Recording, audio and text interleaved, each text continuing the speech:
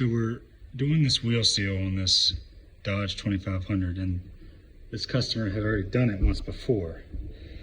And he said he had to beat the hub back on with a hammer.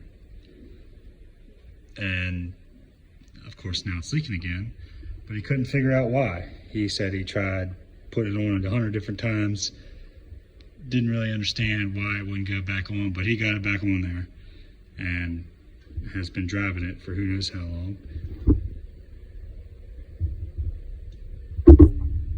Don't know if we'll be able to see it, but the reason he had to beat it on with a hammer was because half the old seal was still on the spindle. So, yeah, sometimes it pays to pay somebody.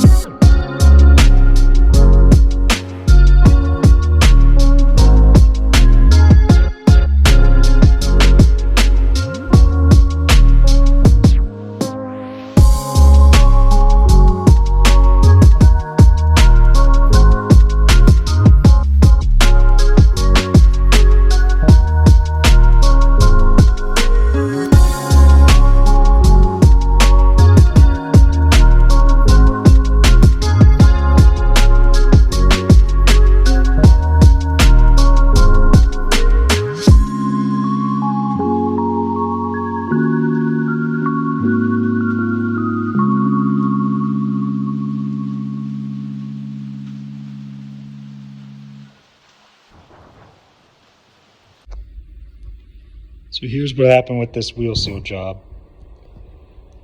This is the new wheel seal that the customer installed themselves. As you can see, the wear ring is still inside of it because this wear ring was left on from the original factory wheel seal,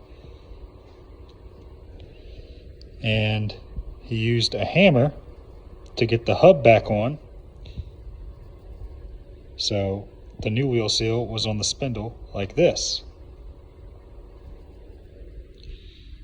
Always double check.